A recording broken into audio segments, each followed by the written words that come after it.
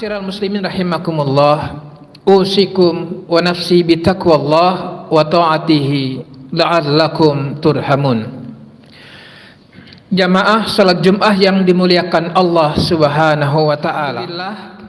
Di hari Jumat ini yang mana hari kita bertajamu, hari kita berkumpul. Dalam Islam Allah telah mensyariatkan bahwa Yaumul Jumu'ah, hari Jumat adalah hari berkumpulnya kaum muslimin dalam sepekan. Apa maksud daripada tajamu, berkumpulnya kaum muslimin? Dalam rangka meluruskan kembali cara berfikir kita. Umat Islam ini mesti wahdatul fikrah, mesti satu cara berfikirnya, mesti wahdatul akidah, akidahnya pun mesti satu, dan itu jelas. Dan mesti wahdatul ibadah, tata cara ibadahnya pun mesti satu, termasuk wahdatul kiblah, arah kiblatnya pun satu. Dan historinya pun, sejarahnya pun satu. Dijadikannya sejumlah para nabi sejak Adam alaihissalam hingga Muhammad sallallahu alaihi wasallam, ini merupakan rangkaian kesatuan histori, kesatuan sejarah umat Islam. Hadirin rahmat Allah Subhanahu wa taala, dalam kesempatan yang singkat ini saya akan membawakan satu kajian insyaallah yang sederhana, tidak berpanjang-panjang, tapi ingin mengembalikan kesadaran umat Islam. Di mana dalam surat Al-Isra surat 17 ayat 4 Allah nyatakan, dan wa qadaina ila bani Israil fil kitab, dan sungguh telah kami takdirkan, telah kami tetapkan tentang sepak terjang Bani Israel fil kitab, dalam kitabnya. Jadi tentang nasib Bani Israel, tentang prestasi Bani Israel telah Allah turunkan dalam kitabnya, telah Allah tetapkan, telah Allah gariskan. Kenapa ini saya bawakan? Kadang-kadang masih ada kaum muslimin yang kebingungan mencari arah berfikir. Padahal dalam surat 17, surat Al-Isra, bahkan disebutkan sebagai surat Bani Israel, disebutkan latufsidunna fil ardi marratain, sungguh mereka akan berbuat kerusakan di muka bumi ini 2 kali. Siapa yang menuliskan ini? Allah Subhanahu wa taala. Firman Allah dituliskan dalam surat Al-Isra. Insyaallah nanti kita bisa cek masing-masing ke mushaf kita, dan ini sama. Oleh karena itu jaminan keaslian Al-Quran Allah yang menjamin. Inna nahnu nazzalna dzikra, kami yang menurunkannya. Kapan diturunkan, bagaimana tata cara turunnya, Allah yang merekayasa. Bahkan pernah satu kejadian ketika Muhammad sallallahu alaihi wasallam menginginkan turunnya beberapa ayat Al-Quran, Allah tidak turunkan. Ketika Muhammad sallallahu alaihi wasallam butuh jawaban ketika itu, Allah tidak turunkan. Dengan bahasa lain bahwa turunnya Al-Quran sesuai dengan kehendak Allah Subhanahu wa taala, bukan pesanan makhluknya. Nah, dalam surat Al-Isra disebutkan tadi, Bani Israel telah dituliskan oleh Allah dalam kitab-kitabnya. Dan memang di sejarah manusia ini 2 bani yang besar. Yang pertama Bani Israel, yang kedua Bani Ismail. Bani yang lain kecil. Nah, kalau kita lihat tentang Bani Israel, disebutkan pasti mereka akan berbuat kerusakan di muka bumi. Bahkan disebutkan marratain, 2 kali. Sebagian ulama berpendapat kali yang pertama adalah ketika mereka membunuh para nabi dan merubah kitab suci. Merekalah yang mengejar Isa alaihissalam, hingga Isa pulalah yang berusaha untuk diletakkan di tempat yang tinggi, disalib namanya. Dan di zaman itu salib adalah hukuman terberat, tingkat kejahatan terberat pada saat itu. Disalib, kemudian diletakkan di tempat tinggi, dibiarkan, akan mati dengan cara salah satunya dengan dipatok oleh burung-burung pemakan bangkai. Bagian mana yang akan dipatok? Mata, ubun-ubun dan sebagainya. Tentu saja Isa alaihissalam terhindar dari nasib kayak demikian.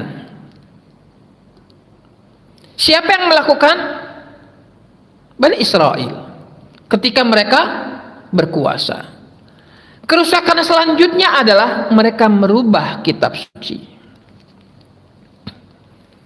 Oleh karena itu, beberapa para ahli sejarah menyatakan banyak pada mulanya suatu agama itu adalah agama tauhid, tapi dalam sejarahnya disimpangkan karena banyak ada beberapa nabi yang minhum man qasasna alaik, ada nabi yang kami kisahkan, kami sebutkan namanya, wa minhum man lam naqsushum alaik, dan ada sebagian nabi yang tidak disebutkan namanya. Tertera juga dalam Al-Quran, wa qalatil yahud Uzair ibnullah. Orang Yahudi merekayasa Nabi Uzair yang semula membawa agama tauhid, mengesahkan Allah, dan dia menyatakan diri sebagai nabi. Sejarahnya dirubah. Bagaimana cara merubahnya? Klaim bahwa Uzair adalah anak Allah, kata mereka. Itu adalah kedustaan yang mereka lakukan, apalagi ketika mereka berkuasa. Nah, hadirin rahmati Allah Subhanahu wa taala,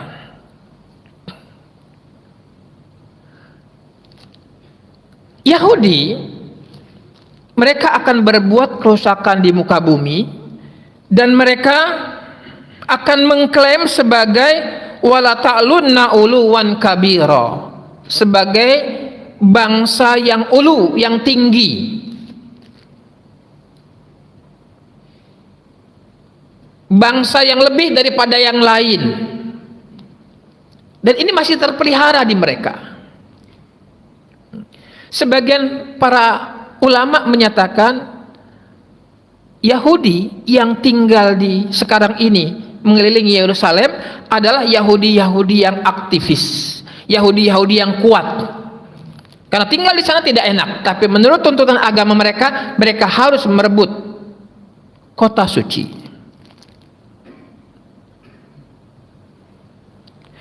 Hadirin rahmati Allah Subhanahu wa taala. Nah, kemudian dalam ayat selanjutnya disebutkan nanti Allah akan tetapkan hukuman untuk mereka. Ya. Karena ketika kerusakan pertama disebutkan dalam Al-Quran, mereka akan khilalad diyar, mereka akan menjadi bangsa yang diaspora, bangsa yang keliling kemana-mana karena tidak mendapat tempat. Kalau kita baca buku, korelasinya buku William G. Carr, penulisnya spionase Inggris, dia menuliskan bahwa Yahudi pernah menguasai Rusia, Yahudi pernah menguasai Jerman, Yahudi pernah menguasai Argentina. Kenapa itu? Khilalad diyar, keliling mencari tempat. Bahkan di buku tersebut terjemahannya adalah Yahudi menggenggam dunia. Buku tersebut disebutkan rakyat Amerika pun tidak suka kepada Yahudi karena mereka tahu karakter mereka adalah bangsa perusak. Oleh karena itu banyak negara berupaya supaya hengkang dari negara-negara tersebut dan mereka siap mendanai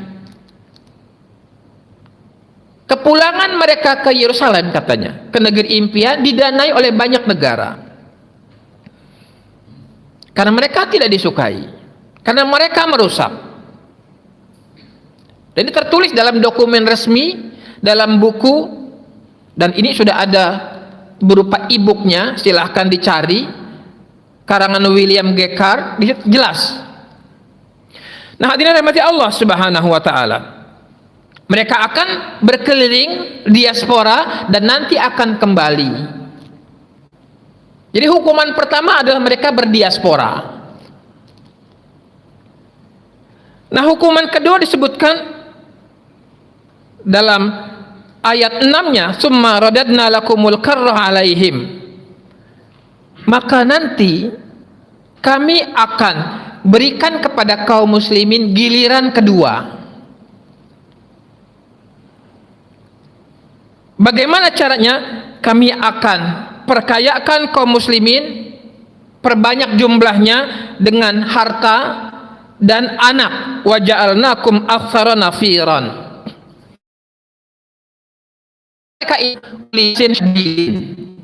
Kaum muslimin yang memiliki iman yang kuat, ibadah yang kuat.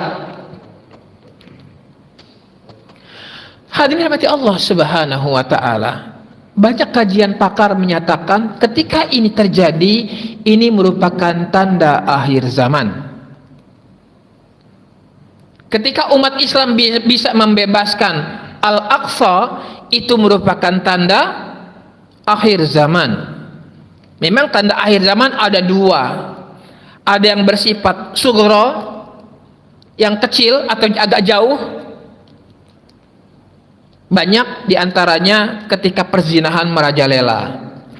Zaman sekarang orang berzinah di posting, di upload. Di TikTok banyak yang dengan bangga menyatakan dirinya, mudah dipakai. Ini tanda. Kasratul zalazil misalnya, banyak gempa, banyak bencana, ini adalah tanda kiamat yang sughra. Tapi ada tanda-tanda kiamat yang kubro. Salah satunya tadi, ketika umat Islam bisa menguasai tanah Palestina. Dan ada tanda yang lain. Tanda yang lain adalah ketika nanti akan datang angin dingin dari arah Syam. Ketika dia menerpa kaum muslimin, orang yang punya iman, walaupun sedikit, orang beriman tersebut wafat. Pengertian wafat diselamatkan, karena seburuk-buruk manusia adalah yang mengalami, menyaksikan proses kiamat dan mereka dalam keadaan hidup. Kiamat tidak enak. Yang menyaksikan adalah seburuk-buruk orang. Bukan hanya orang hidup yang menyaksikan beratnya kiamat, yang di alam kubur pun merasakan beratnya kiamat. Hadirin rahmati Allah Subhanahu wa taala. Nah, tanda yang tadi disebutkan ketika angin dingin datang menerpa kaum muslimin, apakah ini wallahu alam artinya Covid? Wallahu alam bisawab. Karena banyak orang-orang soleh yang wafat dengan cepat, dengan mudah. Nah, oleh karena itu, kesadaran ini khatib ingatkan kepada saya pribadi dan kita semua. Kira-kira apa yang kita bawa kalau kita wafat? Pernahkah kita menyengaja menyiapkan sejumlah amal soleh, termasuk harta, yang akan kita jumpai nanti? Sebab amal soleh yang kita lakukan ini Allah akan beri ganjaran. Bisa ganjaran dunia dan ganjaran akhirat. Dan kita dianjurkan untuk menerima ganjaran akhirat lebih banyak. Dan jangan terlalu berharap dengan ganjaran dunia. Ada orang-orang yang ganjarannya disembunyikan, dimundurkan nanti saja. Sementara ada orang-orang yang berharap dari ibadahnya mengharapkan ganjaran dunia. Sebaiknya jangan demikian. Hadirin rahmati Allah Subhanahu wa taala. Oleh karena itu, karena saya yakin rata-rata para jamaah Jumat ini adalah orang-orang yang sudah berusia senja. Mungkin 10 atau 20 tahun lagi akan wafat.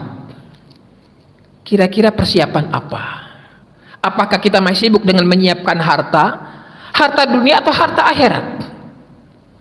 Harta dunia tidak ada habisnya. Kadang-kadang kita berpikir untuk anak punya harta sendiri, bukan gara-gara kita. Oleh karena itu kita fokus menyiapkan harta kita untuk akhirat nanti, menyiapkan rumah akhirat nanti. Hadirin rahmati Allah Subhanahu wa taala. Semoga ini semua menjadikan kesadaran karena adanya akhirat merupakan rukun iman. Bahkan disebutkan walal akhiratu khairul laka minal ula. Kehidupan akhirat itu lebih baik daripada kehidupan dunia. Inilah mungkin yang bisa saya sampaikan, mudah-mudahan untuk saya pribadi bermanfaat. Barakallahu fil Qur'anil Karim wa nafa'ni wa iyyakum bima fihi minal ayati wa dzikril hakim wa taqabbalallahu minna wa minkum tilawatahu innahu huwal ghafurur rahim.